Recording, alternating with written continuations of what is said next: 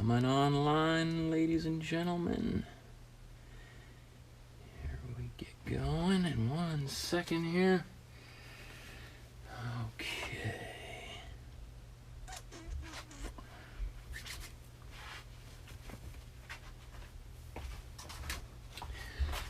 And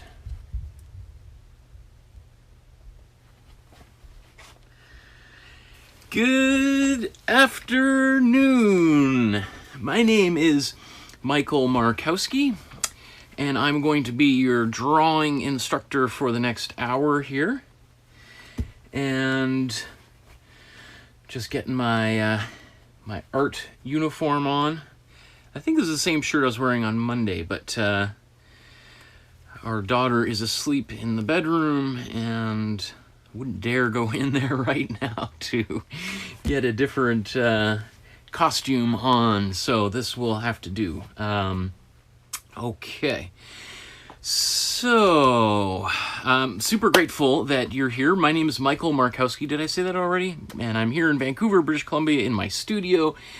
And I'm going to be teaching you how to draw or put perspective into action. So, last class, we spent the good hour learning the basics of one-point perspective, which I think is really one of the most important skills that you can develop as an artist. Perspective, once you see it everywhere. And when you see drawings that are a little bit awkward, chances are usually that there's a problem with the perspective. And my intent in showing you some perspective, and just a little bit, you can go down a huge rabbit hole on YouTube or any other, in the library when they reopen, searching for tons of books on perspective and people teaching all sorts of different methods. So this is really just intended to be an introduction. But I think once you see it and you start to understand it, you'll start to be able to problem solve some of the problems in your drawing. So that's why I'm teaching this, is because I think it's important. And when people are making drawings and there's something weird and awkward about it and they can't figure out why, it's usually perspective. And perspective can also elevate just an ordinary drawing into something much more special, because it just shows there's a level of complexity in there that most people don't even understand. I think it's a little bit like a magic trick once you kind of start pulling it off. So today we're going to take some of that perspective stuff that we've been doing, and now we're going to try to utilize it to draw things like rooms from, I've got some images from things on television that are maybe familiar to you, and then I'm going to encourage you to try using these techniques to draw your own bedroom, kitchen, living room, or some imaginary space, which is what I used to do when I was a little kid. So let's see. We're going to jump right into it, and we're going to do a little warm-up drawing here. So I'm going to go to this view here. This looks familiar from where we were at the end of last class, right? So I showed you how to draw these boxes in one-point perspective. So we're going to take this to another level here, and so we've got our sketchbook, we've got some pencils, I've got some colored pencils too that I'm going to draw on, and then I've also got a little fly that is buzzing around here furiously. So we've got a special guest collaborator. We'll see how we do here. It's one of those really big, thick kind of flies that you could hear. So we'll see how much it picks up on my audio. Okay, so to start with, we are going to draw a little room. So let's start by drawing a box, like maybe I'm just gonna make this a little bit smaller. So right now, just off the top, I notice that this, for me, I find that pencil's a little bit too sharp. So I just snapped a tiny little piece off. Personally, I find when a pencil's too sharp, it's a little bit tricky to use. Now, what I want to try to do is to make a square. And I'm not going to use a ruler, so I'm just going to show you maybe one technique that I often use is something like a pencil. I'm just going to hold, you know, see that pencil is actually a little bit longer than my line. So I'm just going to go here and say, okay, I want this line to be about that length, right? Because there's a little bit in front and behind. It doesn't have to be perfect.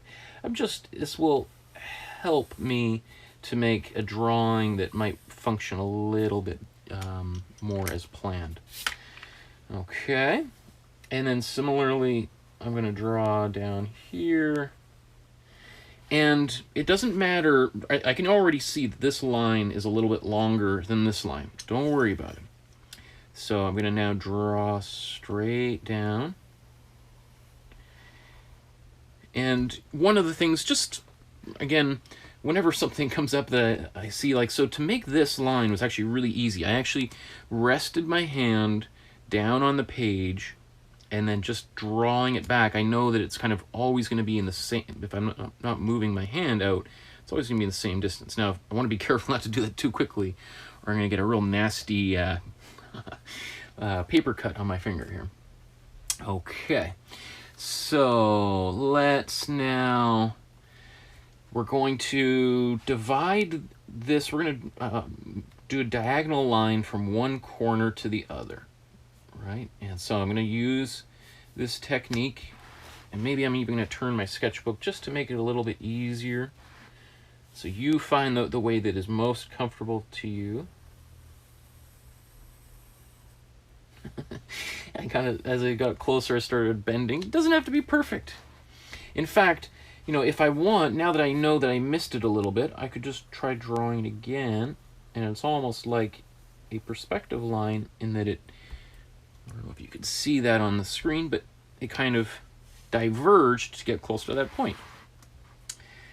Okay, I'm going to do the same thing here. Now, obviously, you could use a ruler to do this, right? And that would be the quick, fast, dirty way of doing it. Or maybe that's the cleaner way of doing it. This is the dirty way. But I want to show you, lead by some example, that you don't need a ruler to do all of this. In fact, I think especially, and this is, I guess, a big debate that I often have even with students is like, you should be giving out rulers. And I actually went out and bought a whole bunch of rulers one day, but I still haven't handed them out because I think I don't want people to focus too much on getting it perfect. Okay, so right in the middle here is going to be our vanishing point, right? So we're gonna continue for today's class mostly with 1-point perspective. So I got a vanishing point in the center. Now, wherever, if we're doing a 1-point perspective, and this also follows for 2-point perspective, I'm trying to think, does it really? But I think so. The vanishing point is going to be on your horizon line, right? So that, by knowing where this dot is, this also tells us where the horizon line is, right? So now we've got a bunch of lines on here. And, well, I'm going to keep this pencil here. I was going to switch to different colors to make it fun, but I'm going to say this is my guideline.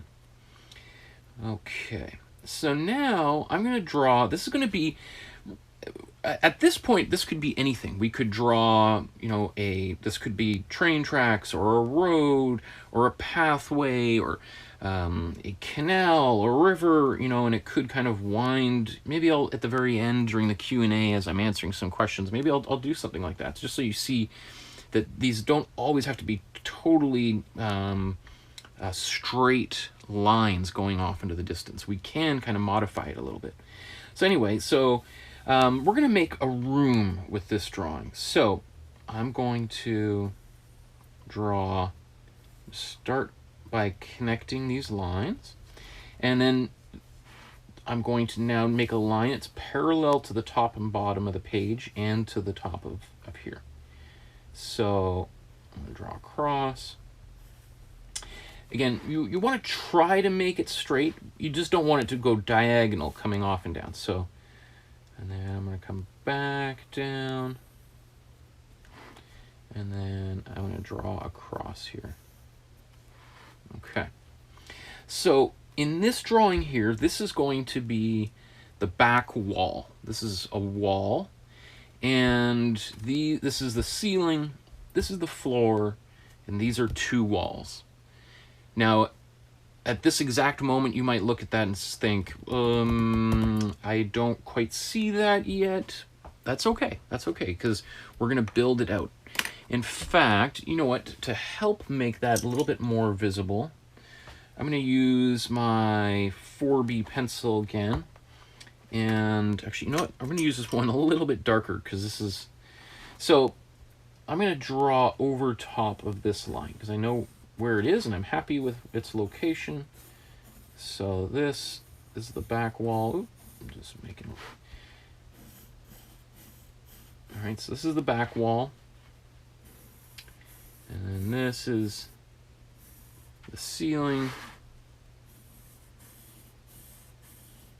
This is the floor. You can see I'm just going to rotate my sketchbook because it's easier to do that than it just feels like right now I can just go around and I'm just moving my hand in the same direction, right? Okay. And then you know what, even while I'm here, I'm just going to outline this here. You know, while I'm doing this, just one of the things that's just occurring to me is I often, not all the time, but sometimes when I'm making a drawing, I like to make a little border on the page. Just like I've done here, right? Like this is the border on top and bottom. You know, I could have gone right to the spiral and into here, but I don't know, there's something just, it's nice about kind of defining the edge of the drawing. And then it kind of gives me some room on the outside to, if I wanted to expand it, I could. Because rather than it going right to the edge of the paper, and if I wanted to expand the drawing, then I'd have to tape more paper on there, or I'd have to start all over, right? Okay. So maybe this looks maybe more like a room. Okay, so if I use my secret artist technique to squint, right, I'm pretending I'm sleeping, right, I look at my drawing, those red lines that I initially drew have kind of, they're still somewhat visible, but they're disappearing a bit. Okay, so let's continue here with my red pencil. Where did it go? Maybe the fly took it. So let's start. We're gonna draw a door, or let's put a window on this side here. So I'm gonna start with a guideline starting from my vanishing point, and I'm just gonna draw outward like that. And then I'm gonna do another one outward like this. Okay. So, and they could be higher or lower, just like the drawing we did last week. It's not critical that it's in that you're doing it exactly like me, right? So then let's define, let's say the window goes from here to here, to here to here. All right, so we've got, and then I'm just gonna go over top of it.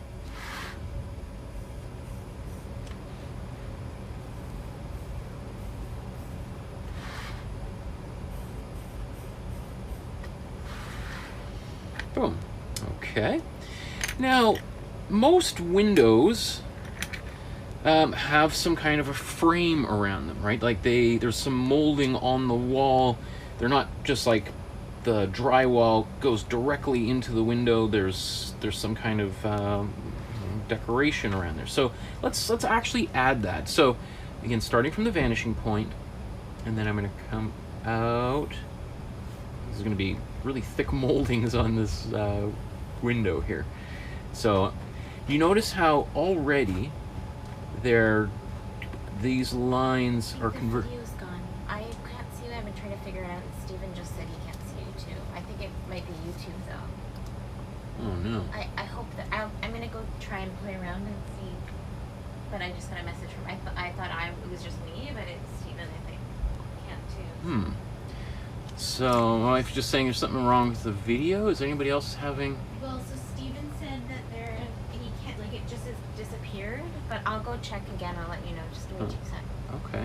Because he just sent me a message. I thought it was just me, and I was just trying to fix it, but. Weird. There was a little bit. I don't know. I can't see my chat has disappeared too here. So chat is unavailable. Weird. Okay, I think there's some kind of connection.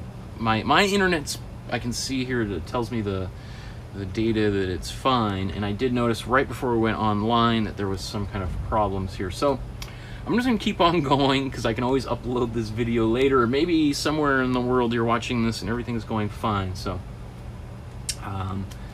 whatever in the, you know, technology, right? All these people using online technology. Okay, so anyway, so I've drawn these lines that go outward like that, and then I'm going to make this, the frame, a little bit thinner like this. Okay, so then if I go over top,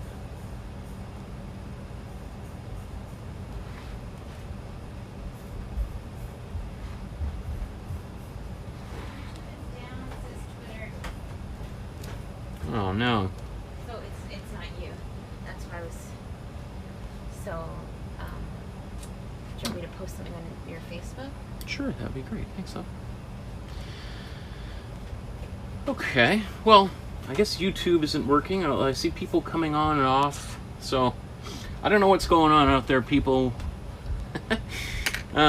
So people, I see 14 people are still watching. So anyway, I'm just going to keep on going here and we'll see what happens. My wife is going to post something on Facebook too. Okay, so I've got one window on this side. Okay, so let's put a doorway on this side. It's going to be a real tall door, but maybe that means the ceiling is kind of short. If let's say even right now I just say, oh, that's actually too tall. So let's just change it. Right? We're not stuck with it. We don't have to stay. We're not trapped by the line. Right? So I'm going to put a doorway, and this line is going straight up and down. And another one straight up and down. So I'm going to define this door here.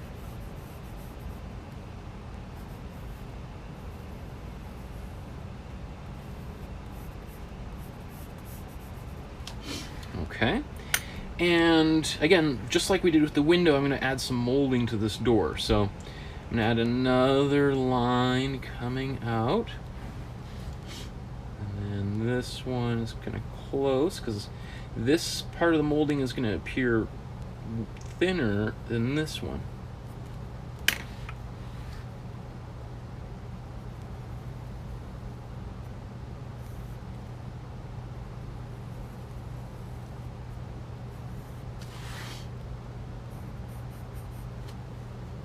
Okay, so and then let's even, where does the doorknob on a door? It's usually on this side, right? So I'm just gonna put a little doorknob there. Okay, just gonna refresh this again. I'm curious to see what is going on in the world. Maybe it's time for a little tea break.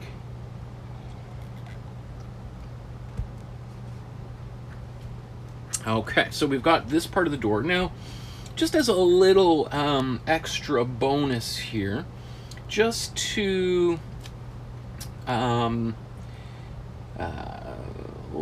want to complicate? No, I think I'm gonna. What I will do though is let's put some tiles on the ground down here. So I'm gonna draw a diagonal line all the way to here. Right, so I got one diagonal line there. I still can't see the comments people are leaving, so if you're telling me some good news or bad news and there's an asteroid about to hit the Earth, I will be the last person to know. Okay, so now what I'm going to do, to put these tiles on here, I'm going to divide this line into 8 columns. So I'm going to start by dividing it in half. I'm going to divide each one in half again, so now we've got 4 columns. And then I'm going to divide those each one in half. So now I've got 8. 1, 2, 3, 4, 5, 6, 7, 8. And I got 7 lines. 1, 2, 3, 4, 5, 6, 7. And then let's do the same thing down here. So roughly around the middle is here. And then divide that in half again. Divide that in half again.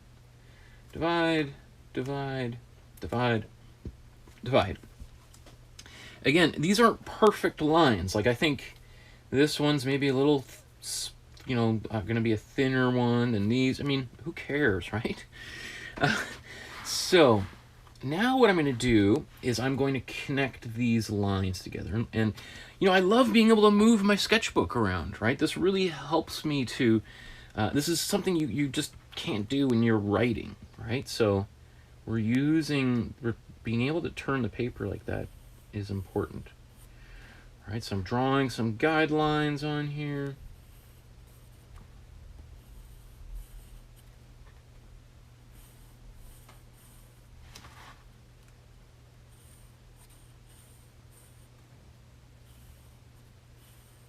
I don't know if can you see them? I'm kind of drawing them lightly for because I guess I'm going back into artist mode rather than teacher mode. Okay, so now the reason why I drew this diagonal line here is this will tell wherever it intersects with these lines is where I'm going to draw the other. So this here is that back tile. And watch this. Well, I was going to say you're going to start to look like they're getting wider.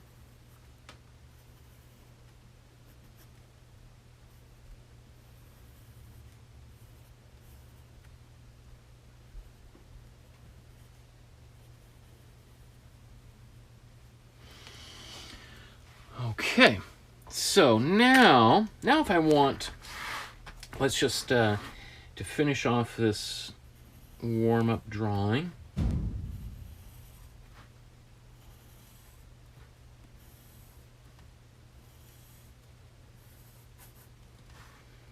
just going to go over top of my lines.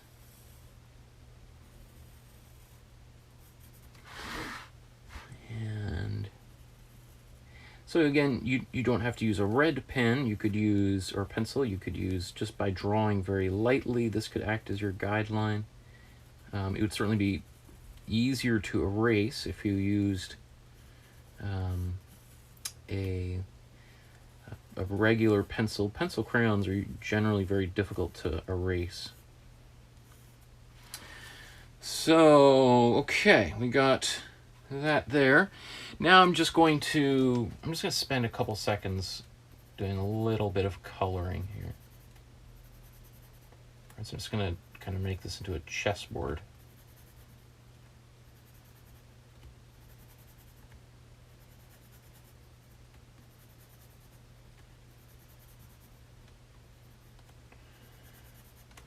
Of course, YouTube would go down right in the middle of my class, right? But you know,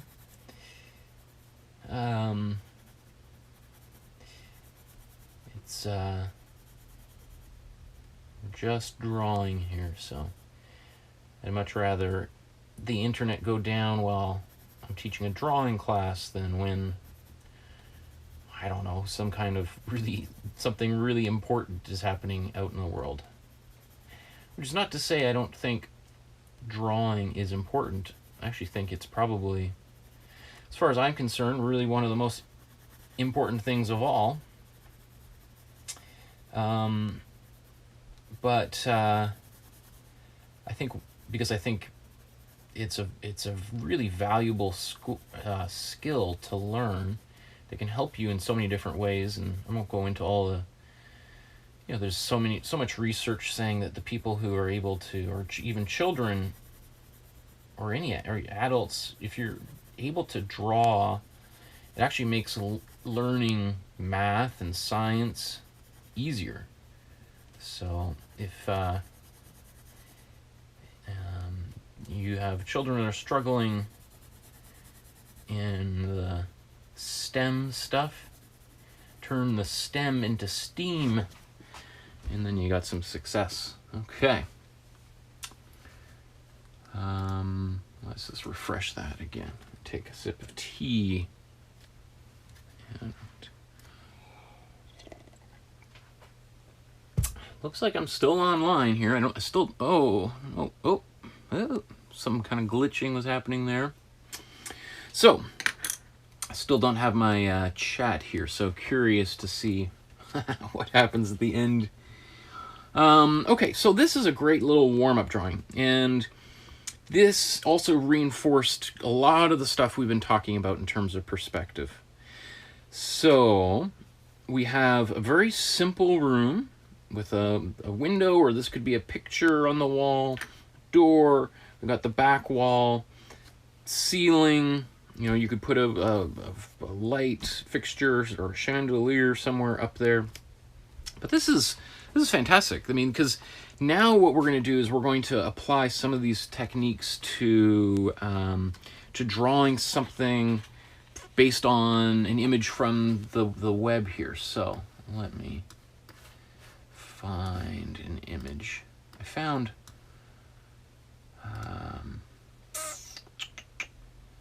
oh, these are gonna be cool. Let's see, will that play? I don't know.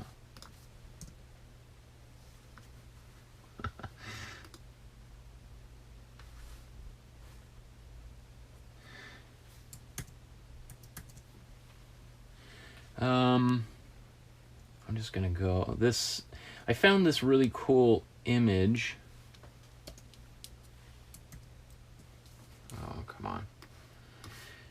Everybody's got technical difficulties today. It's not just YouTube, it's Markowski as well. Nope, that's not the one I wanted. I want this one. Okay.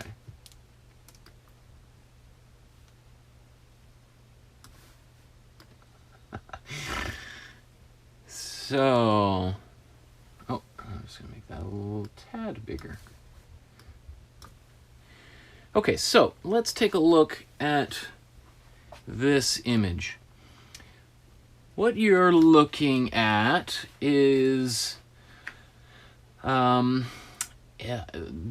van Gogh's bedroom, and then this is I think this is either IKEA or some company decided to recreate the room and for some advertising campaign. But I think what's kind of interesting is we can see the perspective, the 1-point perspective in this, both in the photograph and in Van Gogh's original painting. So, and see if you can spot where that would be. So what we would want to do is follow leading lines, right? So these diagonal lines to try to find that perspective point. All right, so let me see, I'm gonna try doing something on the fly here. I'm gonna make another video. Well, let me see, let's try this. Let's put this here and this here.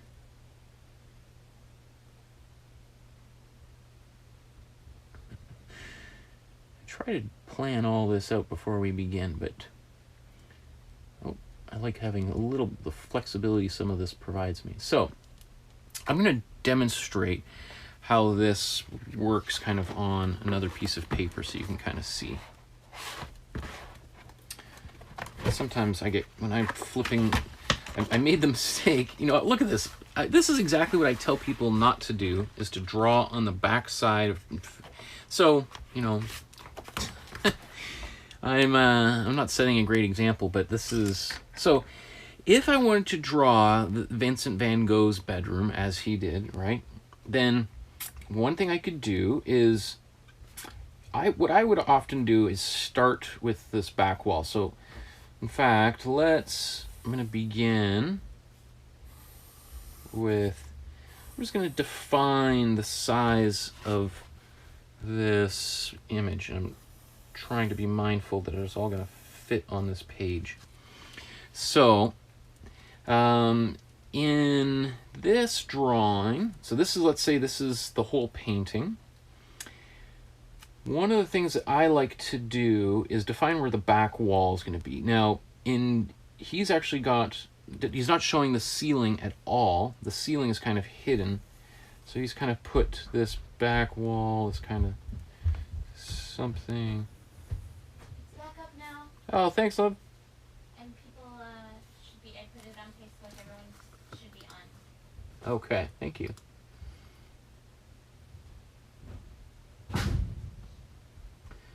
So,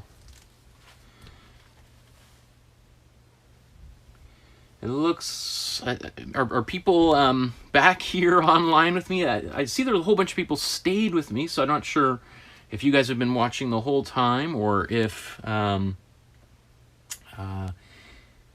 me see. I'm not sure where people are and what we've missed. I see my chats back up here again. Oh, I'm just seeing a few comments. Peter says, still following along, didn't seem to be expecting technical difficulties. Sam said his video was cutting in and out, and Amy just said the YouTube is back up. So, okay, so where I finished, just for some people who may have missed, so I finished this drawing here, and then I'm moving on to this Vincent van Gogh drawing here. So just to kind of, well, you know what, I was going to just kind of leap right into this, and then I'm thinking that's a bad teacher. Usually what I do when I'm teaching this in class is I have photocopies, and I would pass out photocopies of Vincent van Gogh's painting, and then people could draw lines over top of it.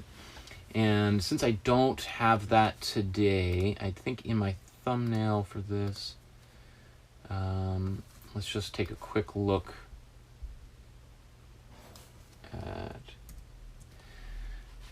this. So this would be what the exercise would be. We would see if we could find the lines in here that would help determine where the vanishing point is. So if you're making an image and you don't have the vanishing point, you're kind of working your way backwards, right? So where's the vanishing point? How do we find it? Well, what you start doing is looking at all the diagonals and trying to find them, right? So and I would also say Van Gogh was purposefully kind of playing with perspective here. He's not really obeying the laws of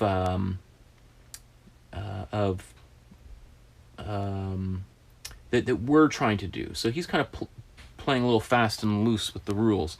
So here, what he's done, you know, technically some of these lines are not going to all recede nicely to one vanishing point, but we could still kind of force it together, and let's force it for our particular drawing.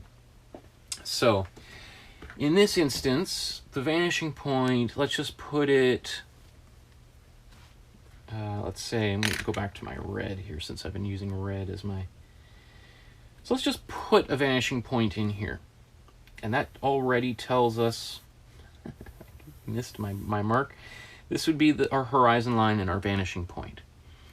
All right, so from here, let's draw a few lines. So this one is going to be for the back wall, and I can even right now put in, so this is the back the wall. And then this here, you can just go and I'll define where that, let's see, where is, so this would tell us right here, this is the other part of the back wall. All right, so, and then to determine where the bed is going to go, and maybe I might be going a little faster for people to kind of draw along with, so I'm not concerned whether, I just want to kind of quickly illustrate this out. So this is one post of the bed right here. And how does this bed look? It kind of goes up here, and so I'm going to put another post in here. And then this is the bottom. And let's say I'm going to define right here is the edge of the bed. And if this tells me that, well, maybe they're not going to be exactly the same height. So we'll start here.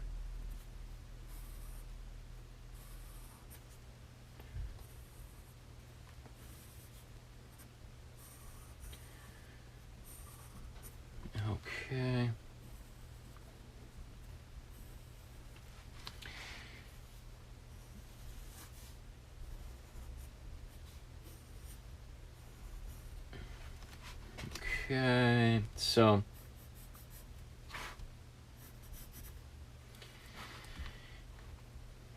Okay, so and then I'm kind of quickly sketching this in, and then I'll explain what I've done here as I go over top of my lines, because this could be a little bit confusing if you're just looking at this and you see like, oh my goodness, look at all of these pencil lines going all over the place. The window here isn't really, like, these shutters aren't obeying this perspective really. Actually, you know what, they should be kind of something like that. He's got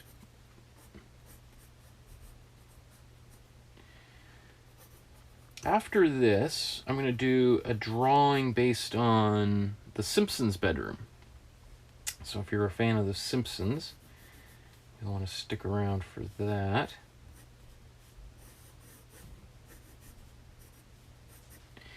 I'm also, just for the sake of simplicity, I'm kind of simplifying this space because we're just beginning here, and I don't want to so you can see my table, I've kind of changed it from the way that he did his table. This is kind of pointing the other direction because it was kind of ajar. So I'm just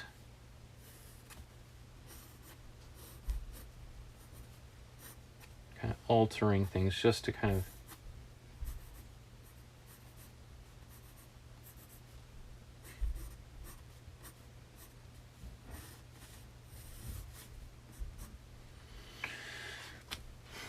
okay, and then I'm just going to quickly define kind of some tiles on the ground.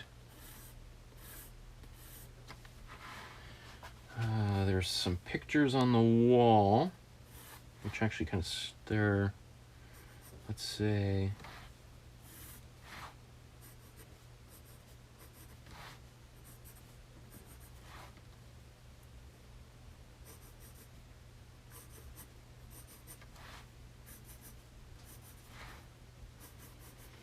some of these are kind of actually hanging a little bit funny there. He's even got a few more on this side here.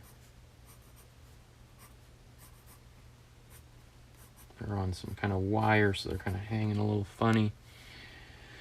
Oh, I guess there's yet a doorway, so I kind of omitted that. So let's just have some fun and let's put some more of these pictures on this wall here.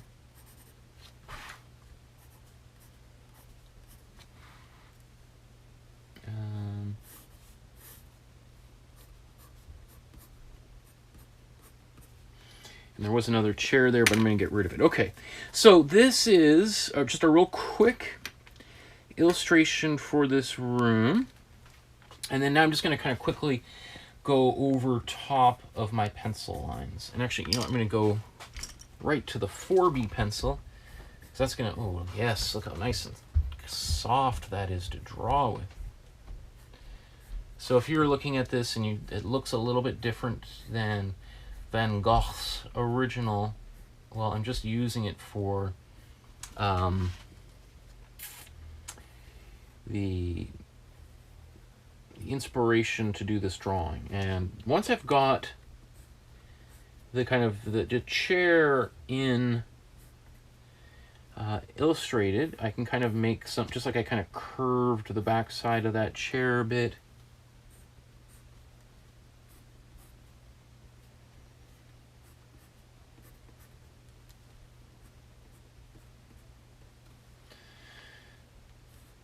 Okay.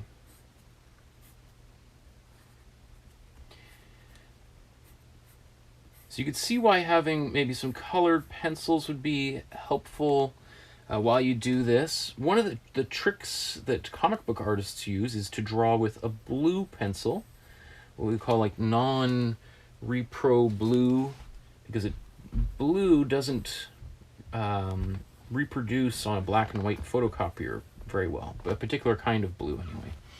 So you used to be able to, artists would draw on a photocopier or on this device that would reproduce that, and the blue lines would all disappear, so you wouldn't even have to use an eraser at all. You could just go right over top of it like I'm doing. And technically I could do the same thing with this drawing.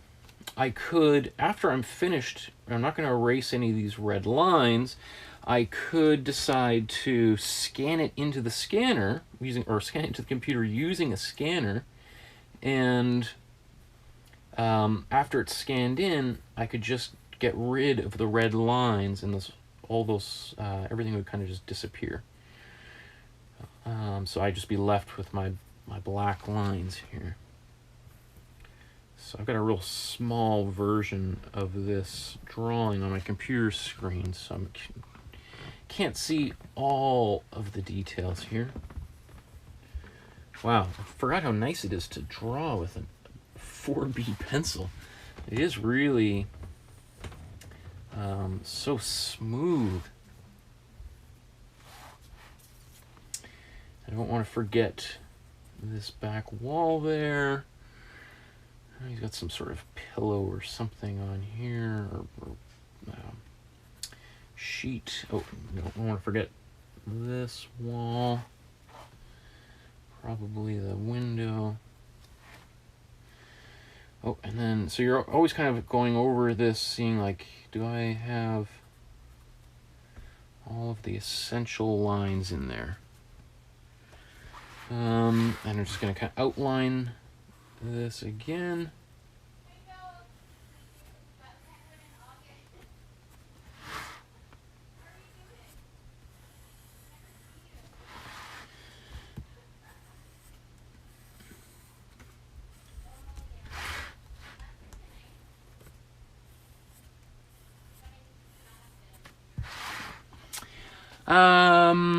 Okay, and then let's really quickly put in some of these tiles. Oh, here's the floor. Always feels like there's something missing. You kind of got to go over your drawing a bunch of times here. I'm just going to draw a little bit more lightly.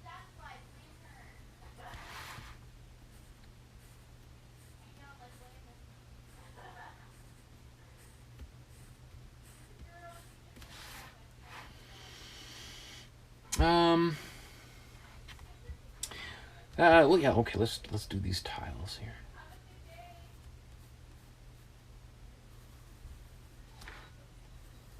And, you know, you can see I'm going a little quick and dirty here because I don't want to spend too much time on this.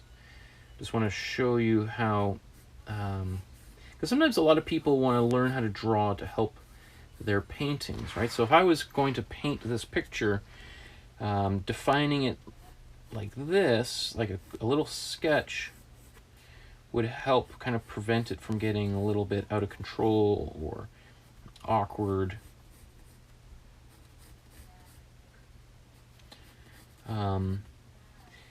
Although at the same time, there's nothing wrong with artwork looking a little bit awkward. Kind of the whole last, 100 years of art were all about using awkwardness for a particular kind of a visual effect in their artwork. I think that's supposed to be kind of the wire as these pictures are hanging off the wall, but maybe I should have just drawn them straight up.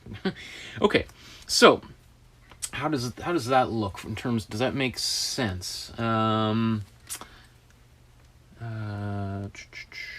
me find my image here again.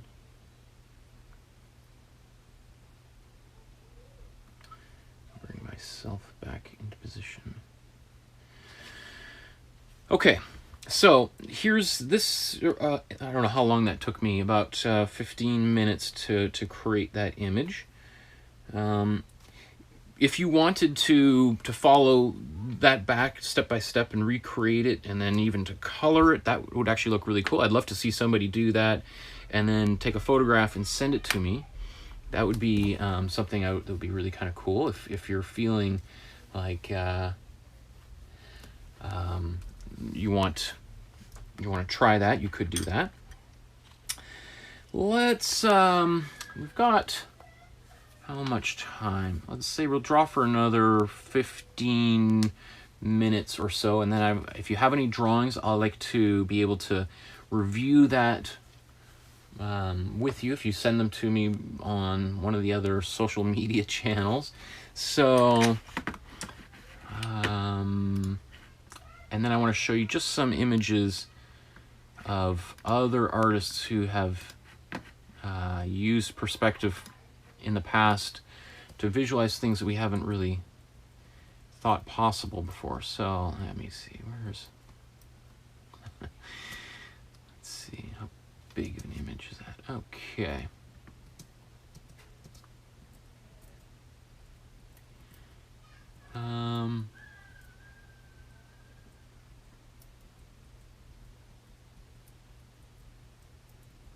Well, I'll show you this. I'll just bring it up. I was gonna.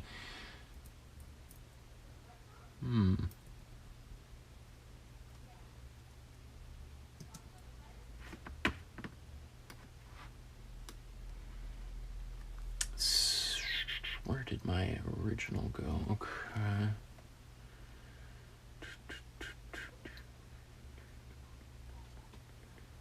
Okay. So does this look familiar to you?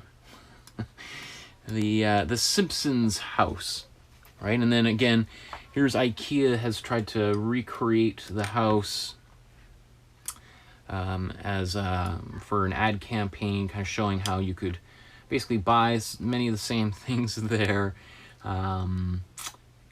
So we're going to try drawing this, but we're going to try turning it into a one-point perspective drawing. So technically what we're looking at right now is, I think at least, it's a two-point perspective drawing. And I'll get into two-point perspective shortly.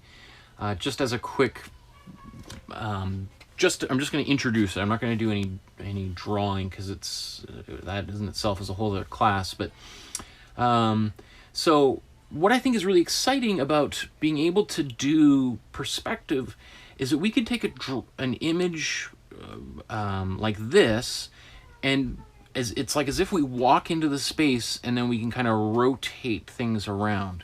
Which is what I'm going to suggest you do, is to do a drawing of a space in your own house, and you can simplify it, even as simple as, if we go back to,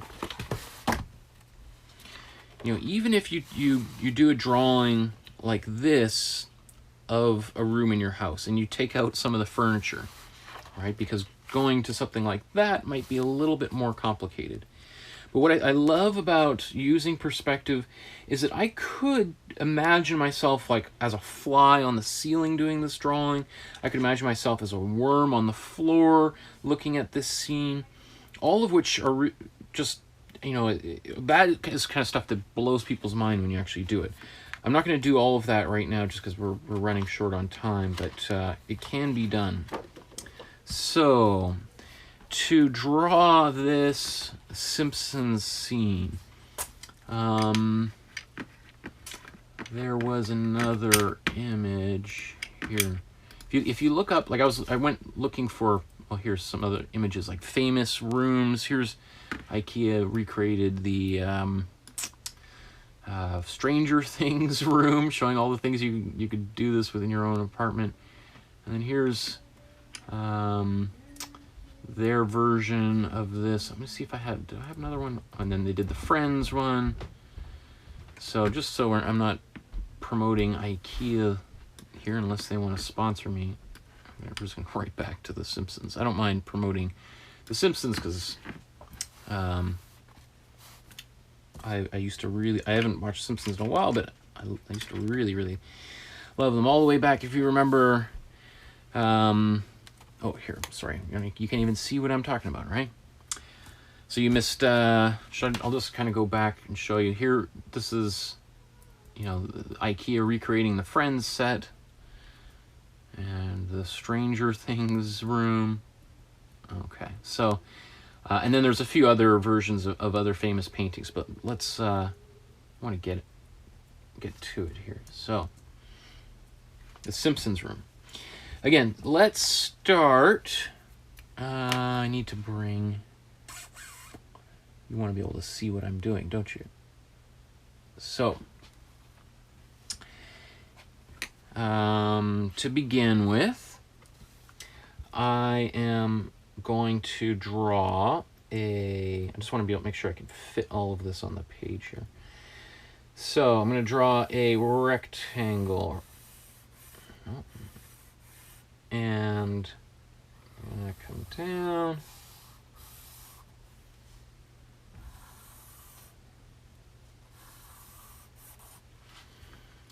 And I'm drawing, again, I'm using my red to define space or lines that I could, or, you know, if I was drawing more lightly, I could erase.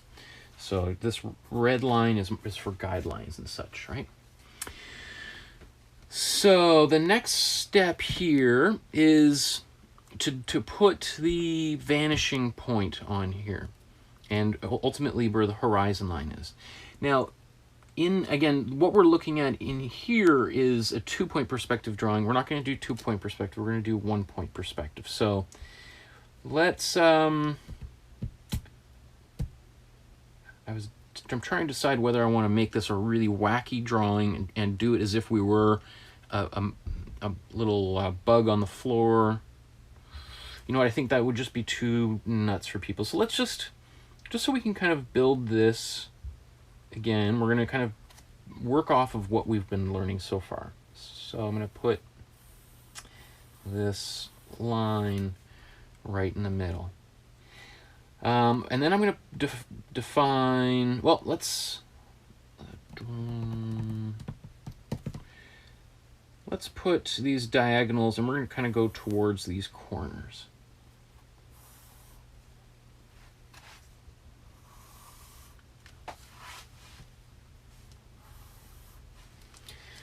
Okay, and then I'm going to put the back wall in here, and I don't remember the architecture of this space, so I can't even really remember, you know. And I also want to try to avoid making that back wall too big.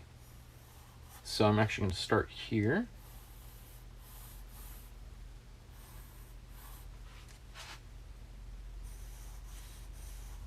And because this is kind of a sloppy drawing, you see how these aren't matching up perfectly? So that's okay. What I'm going to do is I'm going to kind of force it, and then I'm just going to draw this line out here. So, which is actually where I kind of wanted to go in the first place. So, so I've got, this is going to be my back wall here. Now, let's draw,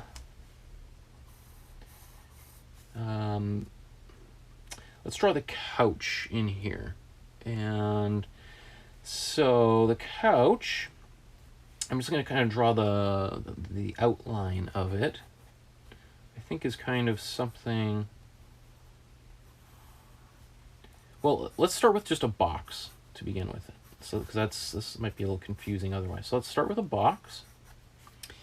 And then if we drew some kind of guidelines going out of the box, right, then that would tell us, right, then this box, and then again.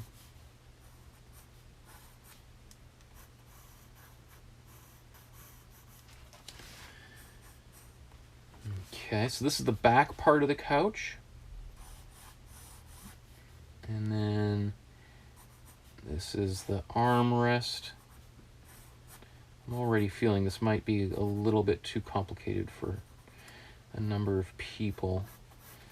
Because drawing furniture in perspective is definitely tricky. So I'm just using the same guideline for the floor here. Oh, there's my friend the fly. But what I do want to show you is how I can take this image of the Simpsons here and draw an angle that I've never seen. I don't know if they've ever shown the couch from this particular angle, but by using 1-point perspective, it's sort of like now I can walk into that room and stand in this position that wasn't visible before. Right, we've got the carpet here, and then there was this television. So the TV, let's say, comes out to here. I'm going to draw, this is the top of the TV.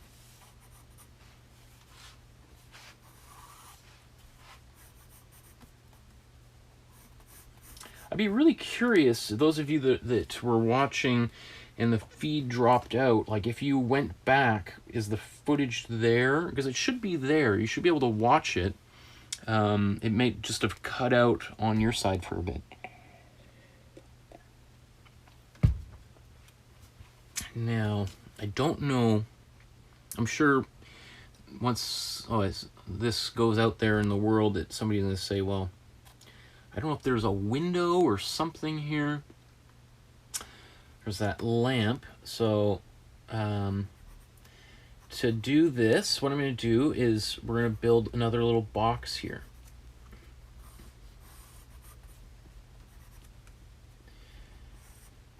So I'm going to draw this like as if it was a door.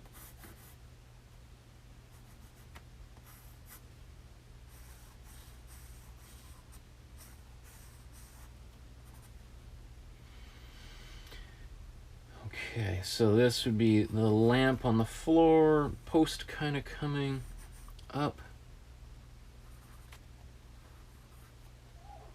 And then there's this lamp, or it's not quite.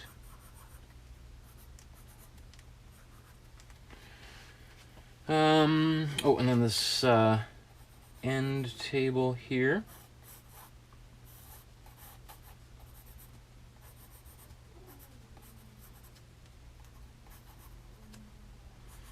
So I don't mind if you're just watching. It might even make sense just to watch how this goes, and then to try and attempt to illustrate it.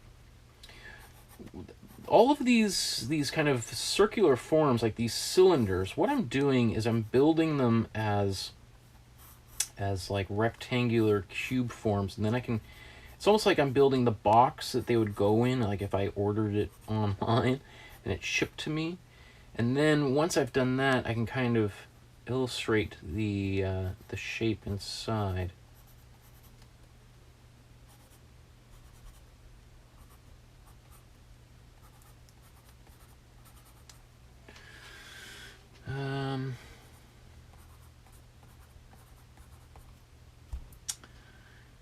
Oh, there's some books or something under here.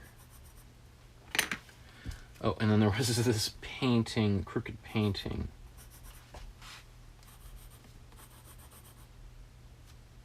On this wall. I don't know what's on the ceiling. Okay, so let's see. I'm going to quickly go over this. So I've got my guidelines in place. I'm not going to draw the characters. And let's see if we can make this believable.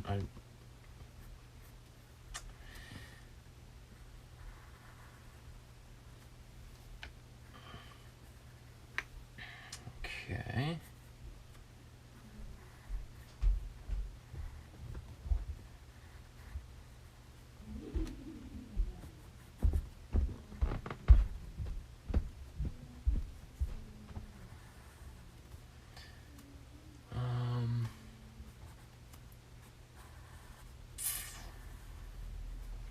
So I'm going to do this, and then I'm going to talk about 2- and 3-point perspective, and then I'm going to look at some drawings that people sent. If you've got any artwork you'd like me to look at, you want to send that to me ASAP.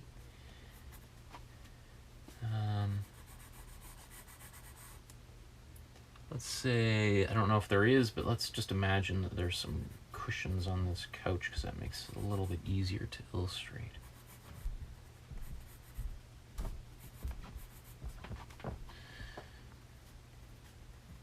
Okay. This post on this.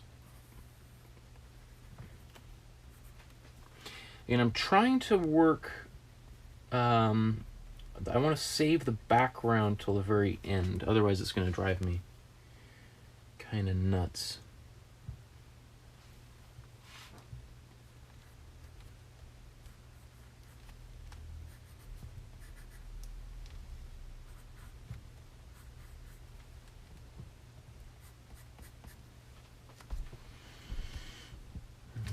Okay, there's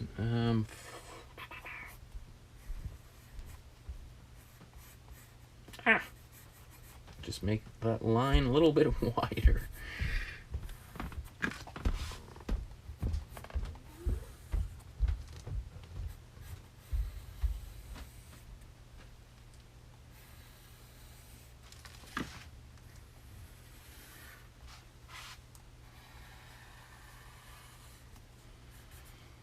I don't know what, there's probably some kind of old antenna on here. Where was that? Here's this version of the couch. Use this.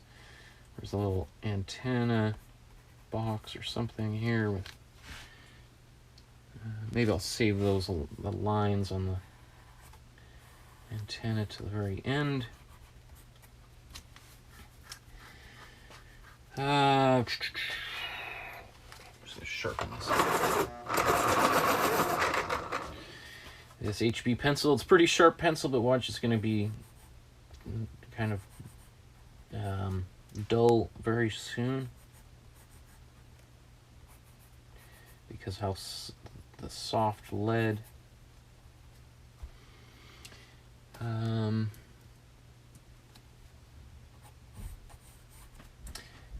I know that there's possible that things expand, or there's windows on either side of here. I don't really know, so,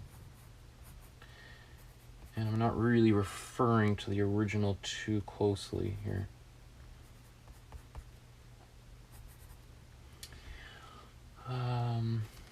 Let's go back to here. What I love about perspective is you can use this to draw recognizable stuff, like your own room. So I would recommend over the course of the next week that you try doing just that. Try drawing something familiar, maybe your room, or if you want, you could also try using your imagination to draw some other room. Or you could imagine, like, what would your room look like if you wanted to rearrange all of your furniture.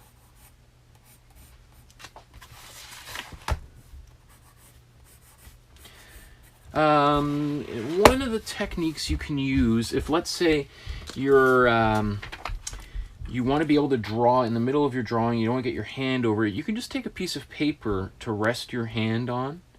Right? I've been going a little bit over those pencil lines, so this helps. And then if I want to move it, I can move it. That way it helps prevent any of that smudging of lines, which can be nice if you really want them to be there, but if you don't want them to be there, it's going to drive you nuts.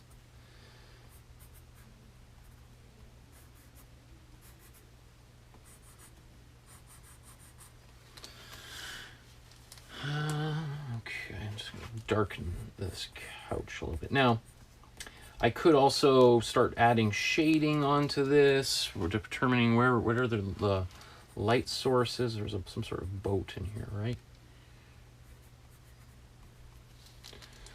So the Simpsons.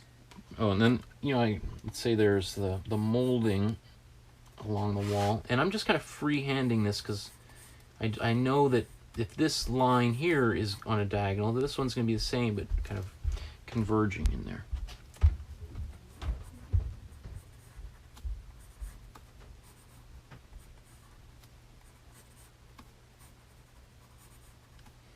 So what does your living room look like if you were to sketch it out? So, okay. Where am I? So that's the, oh yeah, I said the,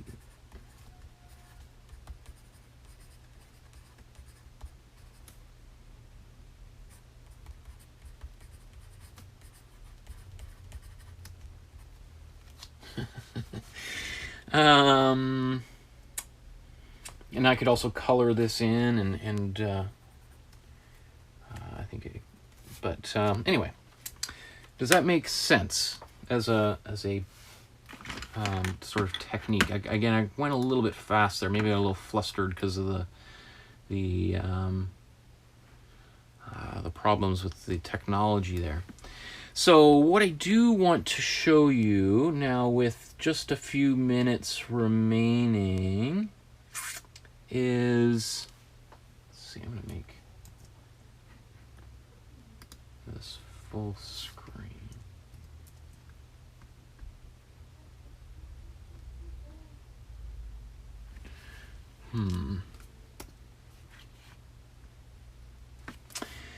Is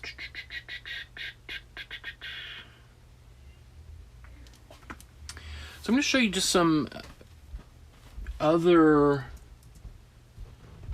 so 2-point perspective. So 2-point perspective is when we have multiple vanishing points. So previously we've had kind of one point in the center where things are converging to, or it doesn't even have to be in the center, it could be off to the side. And the way that we could find that is, you know what, I did a version of this ages ago. Where is it? So actually, I'm going to show you this because this is something I often hand out to people and I show. So here, this is actually a historical photograph of Vancouver, Canada. And this is Main Street and 8th Avenue, kind of Main and Broadway. If you know Vancouver at all, this is what is now the Go Ballet Studio. And over here on the right is the Mount Pleasant Community Center. And if you kept on going straight here, you'd see downtown Vancouver, and this looks like the mountains. Well, I don't know, I've never really thought about it, but maybe that's mountains, some clouds possibly in the background. So the first thing I want you to be able to do is to look for the lines that are there but are maybe invisible to most people. So if you were going to try to draw this drawing, can you find the vanishing point? So looking for converging lines. So to help find so this would be the vanishing point. I've kind of giving it away, but if we were to track all of the lines in here, so the top of these cables, right, the sidewalk, these kind of trolley tracks on the ground, and where all the tracks from cars have gone in the past, you see all of them point towards here. Now, it's hard to see that at first, right? If we go right back to the beginning, most people cannot, they just don't see it at first. But once you start drawing those lines, they start making sense, right? And all the other lines, you know, I added this here because there are some lines that don't meet up quite nice and perfectly. And that's because this is real life, right? Real life isn't like a perfect video game simulation like Tron or something, right? Instead, buildings kind of sag, and, you know, as much as the engineers and architects would love everything to be nice and perfectly aligned, it just does not, especially in this era 100 years ago when buildings were kind of, you know, maybe not the standards that we have today, right? So most of the other lines are going straight up and down. Now, just to kind of go into the next thing here, let's say, so right now we have 1 point perspective. Even though this is a little bit off, if we were to draw that, we would probably force these green lines to meet up with the blue lines, right? Just to kind of clean it up a little bit. Now, what if I told you there was another vanishing point in this image? And it is way off the drawing, right? In fact, so that's why I put it off on the side. We have these lines are from this building. You see how they're just kind of going off in here in the bottom? So if we were to draw these lines, even the lines off some of these buildings here, they are pointing towards a second vanishing point off the side, right? So I know this looks a little bit nuts and it can drive people absolutely up the wall. And the other thing too is they're also going to fall along the same horizon line. Okay, so that's one example. Let's go to, oh, I see some people sent some more images. Do I have, so that takes me into, I'll go to, whoop. I'll go to 2 point perspective, just as I introduce this. And so this is how, if we looked at the last photograph, had 2 points, perspective points, but that other one was pretty hard to spot. It was way off the drawing. Now, can you find the 2 perspective points in this photograph? I think this is the Hudson's Bay building in Calgary, or no.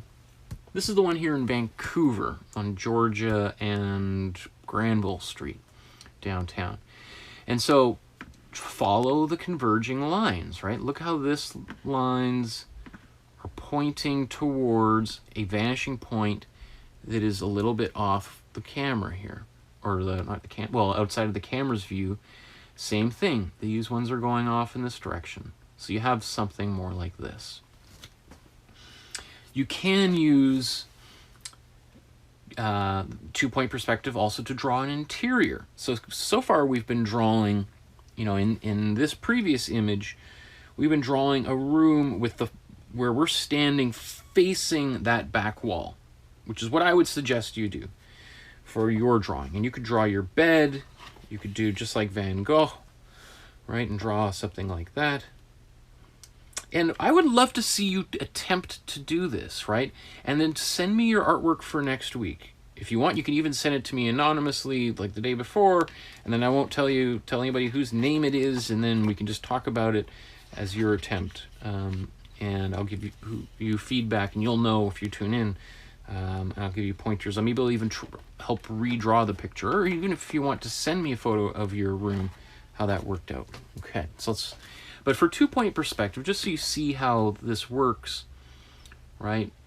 We have, if we follow this drawing here, and you can even use the tiles on the floor to help point you towards that, wherever that other vanishing point is. So you see this diagonal of the table.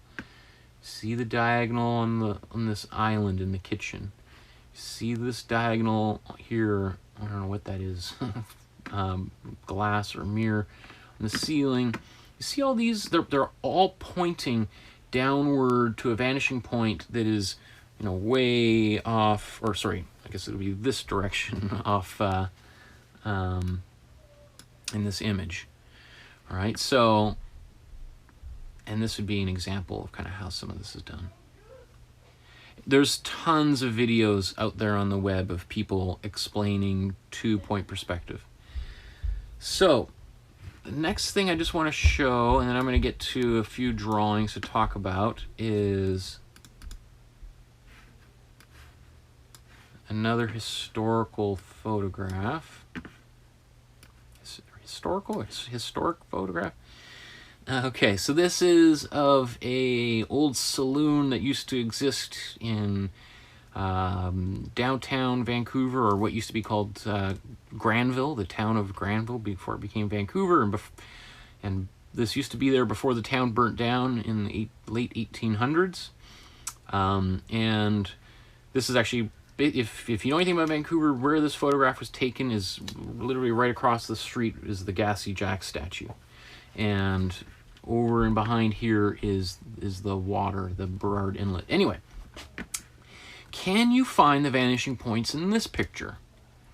So look for converging lines. Where are the lines converging? So use any little hints to find them. Look at the top of this building here, sloping down, right? And if we would follow that, it's going to come down here somewhere. Look at all of these lines here, the molding on the side of this building, right? And they're all pointing towards somewhere right around here. So, well, then so that would be one vanishing point. But there's also another vanishing point, because we have more diagonal converging lines, right? Look at the top, this balcony and the railing, the sign, the top here. Look how they're pointing off to the left. And then the floor, right? All of that's pointing off to the left, right? So we see here that this is one vanishing point here. All those lines, boom, converging off to the left. And then where I began, you see how they all kind of converge into that guy's head there. So to do this drawing, you could do it as a two-point perspective drawing. But what if I told you that there was more than 2 points of perspective in this drawing? There is a third. Look for some more converging lines. Look at these posts here. All right. Well, this is what I'm just showing here on the screen, is the horizon line was a little bit crooked, meaning the original photograph was a little crooked. So this is the third vanishing point way up there. So you see how all those lines converge up there, and then here's this mess of lines, right? You could, this is where it gets really nuts if you're trying to draw all of this, all of these lines, right? So if we come back to here, 3-point perspective. This is how you get, artists would talk about like a worm's eye view. So you see how, just like the previous, this is the bay in Calgary, right? So here's,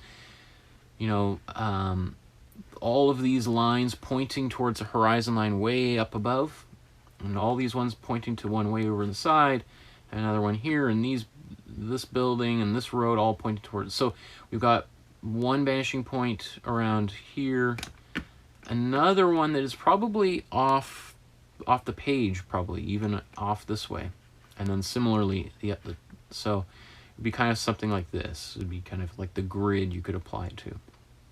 Now I'm gonna wrap up here really quickly, and just to kind of talk about some of the really interesting ways that artists have used multiple point perspective, because back in the 1350s or so is when the whole concept of perspective was developed by a few different people, mostly in Italy around that time. And it was a mathematical kind of hypothetical thing.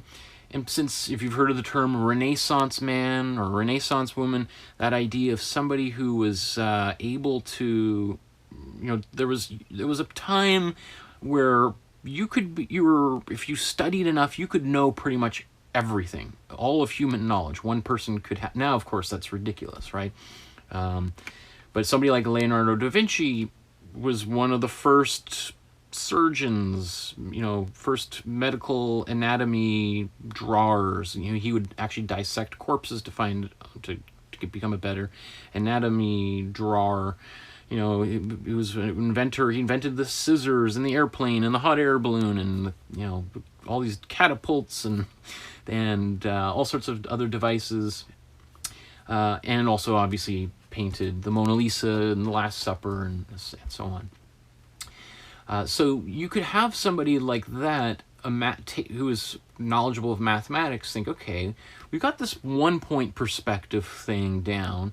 What if we add another point? Okay, let's do the 2 point. Okay, let's do 3 point. Okay, let's try drawing a 4 point perspective. So this is how you get your fisheye kind of look, right? So here would be a vanishing point, here's a vanishing point, a third vanishing point, and a fourth vanishing point. So you're kind of using this kind of circular grid to draw. And so here's an example of that. So you would have these lines, right, are all converging towards, let's say, this point. And then these lines in the bookshelf are going towards another vanishing point off to the side, just like this. And then these lines are converging on top and towards the bottom. So that's 4 point perspective. So I think it's really exciting to think there's somebody who imagined 4 point perspective, 500 years before we had, fisheye lenses on cameras that could create that. And then just to kind of finish off this whole discussion about perspective, here's examples of 5 point perspective. So it's just like 4 point perspective, but now let's say if you were flying over a city that with a fisheye lens, then you not only have these lines converging towards the outer points, but you would also have one in the very center, right? You can see all these buildings pointing towards this. And I promise, remember, there was that, if you've looked at 360 videos, virtual reality videos on YouTube, and you don't have a virtual reality headset on, they kind of look like this. So you would see somebody walking down this hallway, and then they pass by right here, and then we would see the backside of their body disappear down this hallway. Now this is kind of a fun drawing somebody did more recently of, inside of a spaceship, but there were people that did things like this 500 years ago. And it wasn't until like 5 or 6 years ago that we had the technology to create a camera that could capture something that artists drew over 500, almost 700 years ago. Like, that's crazy. So I don't know. I just that I think is really exciting because it just shows our imaginations are way ahead of reality still to this point. So what things out there can we only imagine, but we can't physically build as of yet? Okay, so that I think would kind of conclude most of the. I just want to show. I did want to show one last thing really quickly because I did say that. Let's say I'll do a few small drawings here because I do think. So let's say we have a perspective, and we want. Falling out of. I'm going to make myself a little bit bigger. Or I'm going to make myself smaller. And, okay. So, let's say I want to draw a picture of like a river winding through. So I'm going to make my horizon line higher. And then we've got a vanishing point up here. And then I could make something like this. So this would be, this is like a highway dotted line going off into the distance. But if we wanted to make this like a river that it was kind of winding, we could kind of go like this.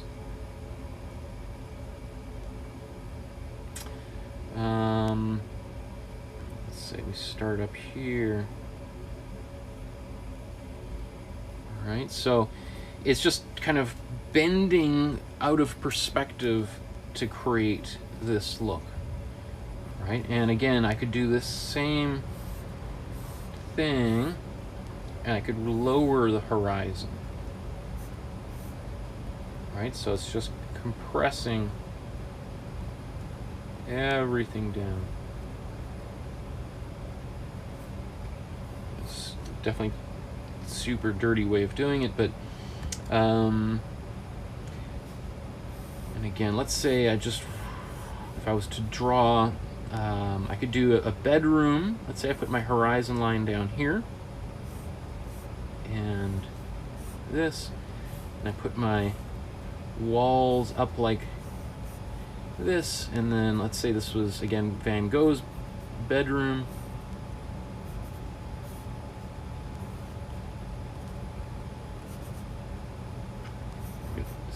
Going outside of the frame here. All right, I'm just going to quickly, let's say we just draw one chair in here.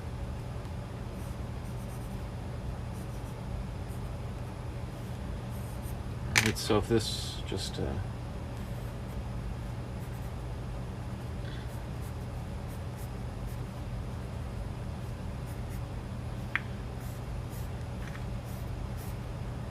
oh, my lines are getting diagonal and sloppy as I go super fast here.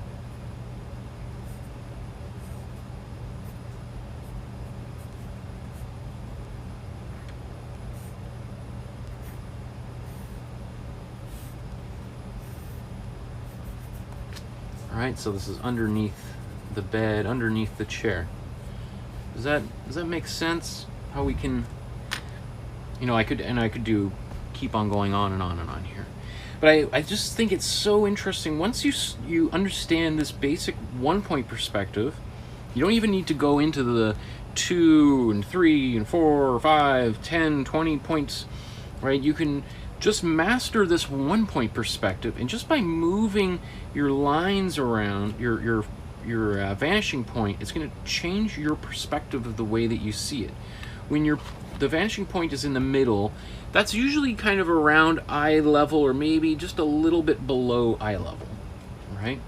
Because that means if my hand reached out into this drawing with a coffee cup, right, I would probably be able to see the top of the coffee cup, right, until I brought it up here, and then now I'm going to see, let's say I've got a cone here, right? So if I had an ice cream cone and I was holding it, right, and if this is the vanishing point, right, it's not until I cross over the center line where you kind of now you're seeing this now becomes more and more, well, I'm kind of exaggerating it, right?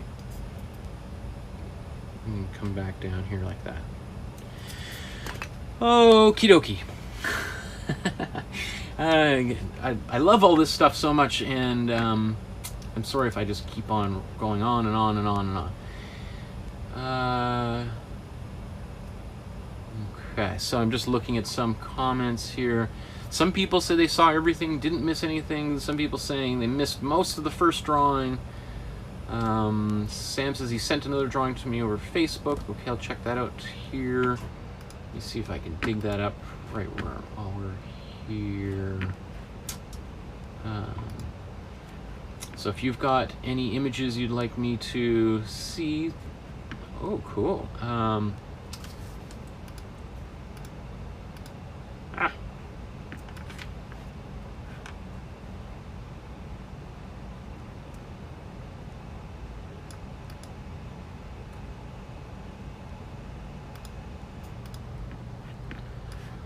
And I know Heidi sent some here. I'm just looking at all these images.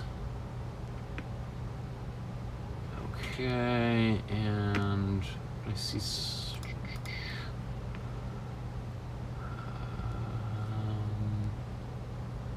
think, are those the... I think those are the two people that sent images. So I'm gonna bring up these 3 things that were sent to me. Oops, let's do this as one.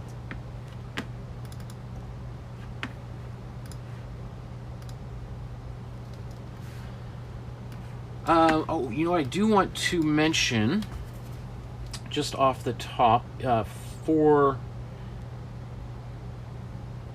next class here, because some people are probably wanting to move forward, so I'm just going to throw this image up on the screen. And for things that I suggest you do over the course of the next week until I see you again on next Tuesday, is try to draw a drawing of your bedroom, your kitchen, living room. It could be your backyard. It doesn't even necessarily have to be inside, but to try doing some kind of image of a space in your house. And you can clean it up, declutter a cluttered room just by removing some of the details, like chairs and couches and things. But you know, if you want to try taking a stab at that, go right ahead.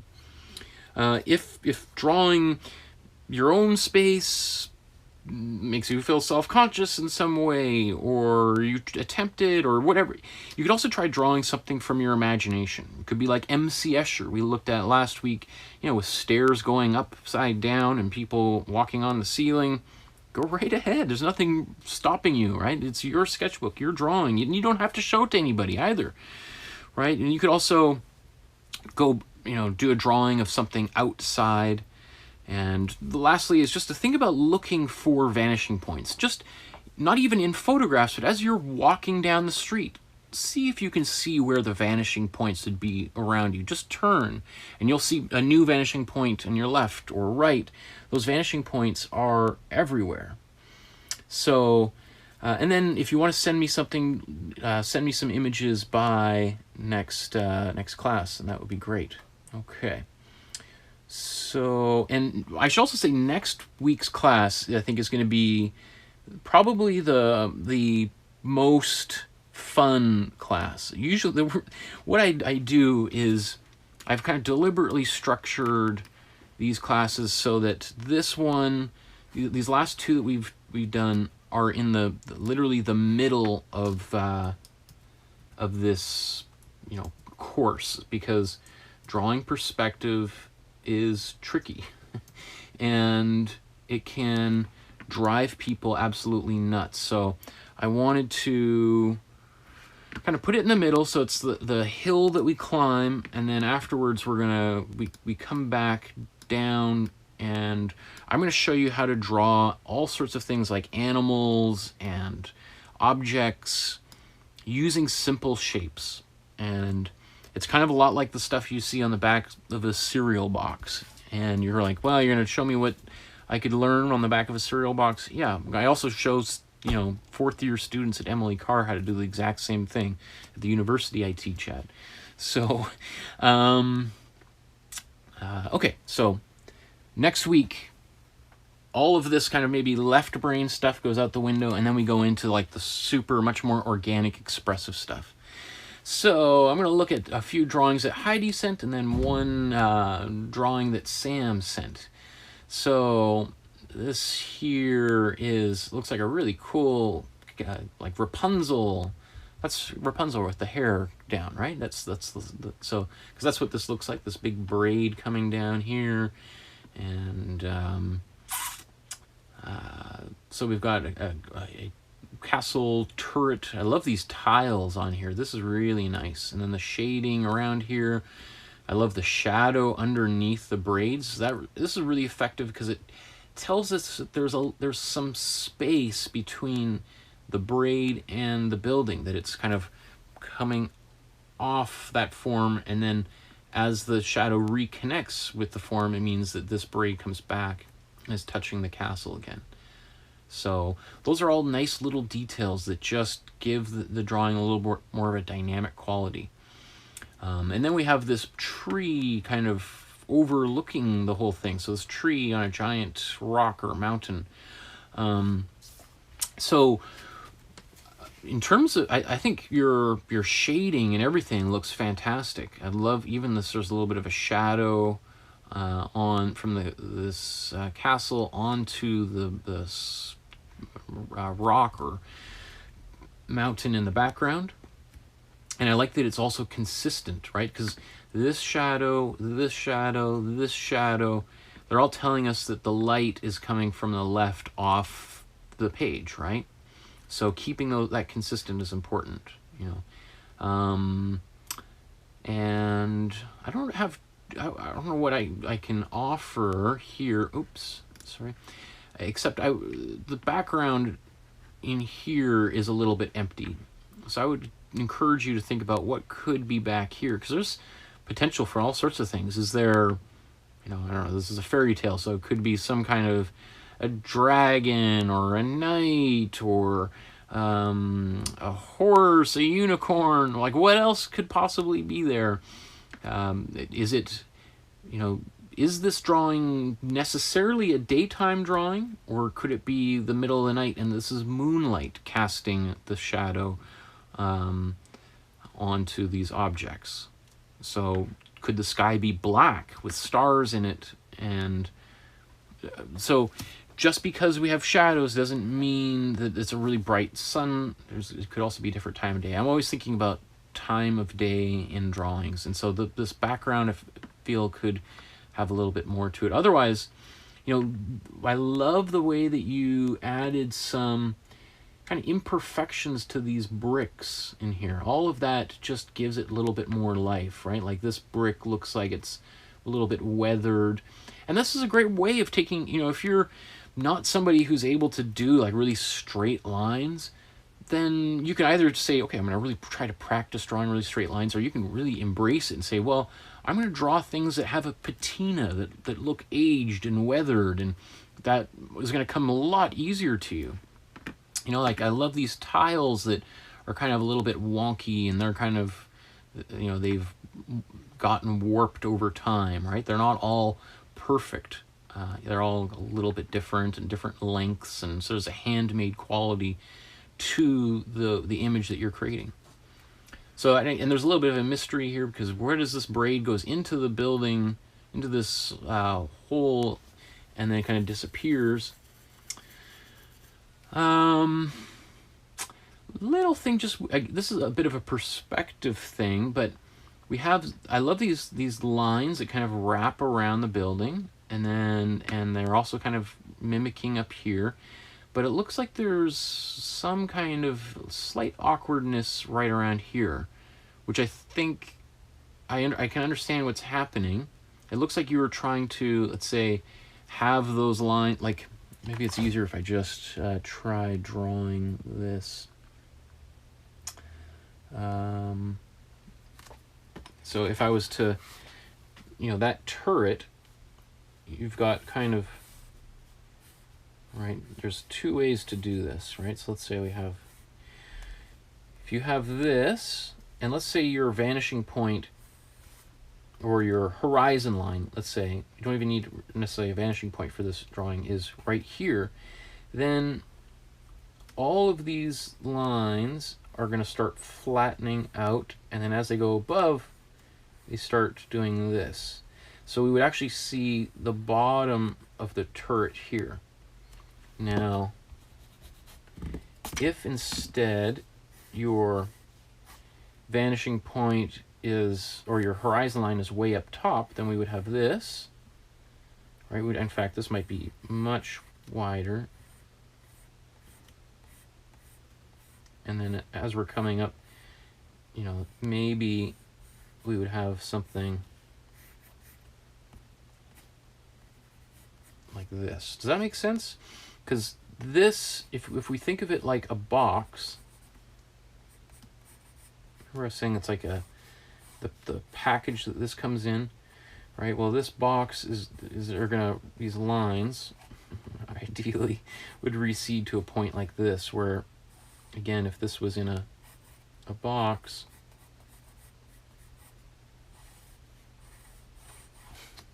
they'd recede up higher, right? So that this, or maybe I should just draw this to the side like this. It's like this, and this one would actually be much more dramatic if this was, and then inside we would draw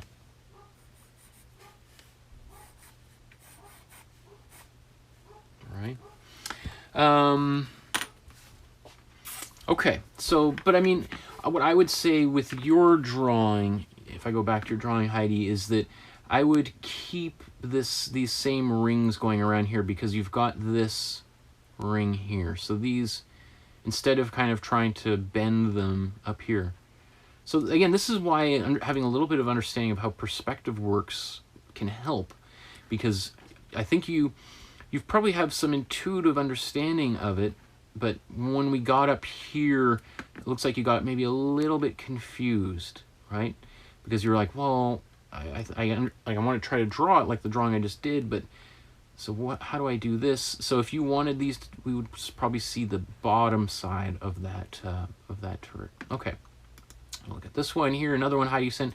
It looks like you were working on the same image from last week. So I love seeing this drawing because it looks kind of like where we were working from.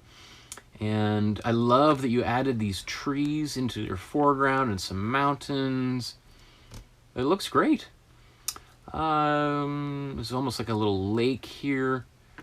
So you could even draw something happening in between these posts, another set of mountains, or I don't know, a skyscraper or something going up here. I love that you did a, I don't know, a slanted roof, a triangular roof, or whatever these things are called, because the drawing that we did, I just kept, you know, just like a flat box.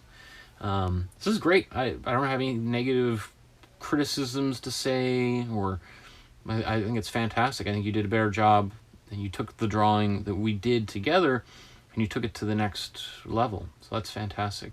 Because all this kind of shrubbery, you know, the grass growing on this, you know, beneath these poles that whoever was mowing the lawn was too lazy to use the weed whacker or whatever to get up close. So that's great. That's cool. And I like also the, you know, attention to the sky with some clouds is also really, really nice, because that's often a forgotten thing. I think in my drawing, I was pretty lazy. I just did a big blue background. So good work. And I love that you shared them with me. And then here is a picture that Sam sent in.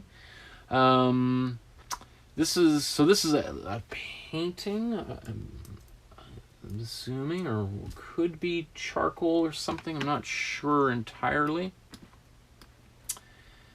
And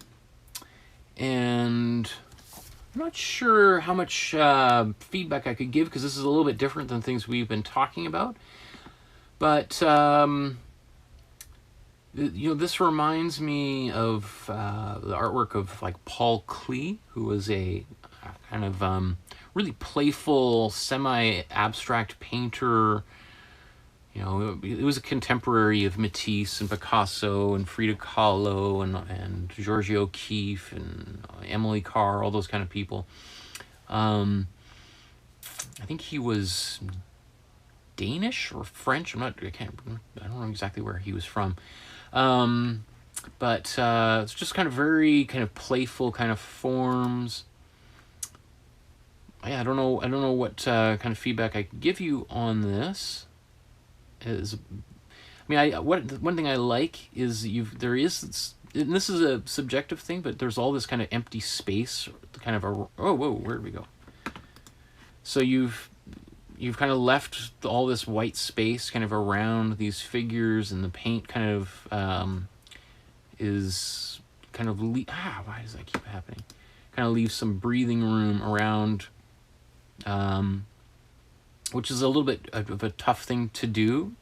Honestly, I think a lot of people, when they're making paintings, they like painting right up close and having colors sit side by side or even overlapping colors to kind of create a clean kind of look. Whereas this is kind of much more the approach that somebody like Matisse would have done, where we have a lot of the kind of breathing room between shapes. There's also something that I don't have paintings, but they're all wrapped up. So I can't really kind of show them, but So I have a certain, I have an appreciation, understanding for this kind of approach to painting. I will be starting a painting class, just like this drawing class, in a few, once this ends, I'm going to start the painting class. And I have 2 different painting classes, so those will be happening alternating Mondays and Tuesdays, Mondays and Wednesdays, Tuesdays and Thursdays, starting, I don't know, whenever, May 20th or something, right? So in a couple weeks from now, we'll get that up. So if you're interested, Sam, or anybody else watching, and you want to learn a little bit about how to do some acrylic painting, I have a traditional acrylic painting class where I'm going to show you how to paint, you know, like Van Gogh, like Matisse, like George O'Keeffe, artists that I've mentioned. And then the other painting class I teach is a much more abstract, where we're going to be doing photo transfers onto t-shirts, doing stencils like Banksy, doing dripping like Jackson Pollock, doing spin paintings like Damien Hirst. I mean, all sorts of different kinds of things. So we'll get to all of that in a little bit. But just if you're interested and you want to take some of the things we've learned in our drawing classes into the painting, then that would be really helpful. Okay. So as we get ready to wrap up here, I just want to remind people to, if you can, to like and subscribe to the channel and to this video. Those likes are really helpful. If you want to leave a small donation, there's a link to the PayPal me in the description below. And thank you so much to all the people who've been so generous in contributing over the past, wow, this is like 3 weeks. We've been together for 3 weeks. And so it's exciting so many of you are still watching and following along. I'm going to throw up this image on to the screen just for, again, for next class, some suggestions of what you could do.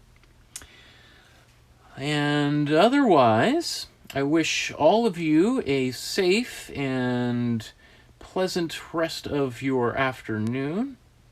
And yeah, thanks again so much for watching, everybody.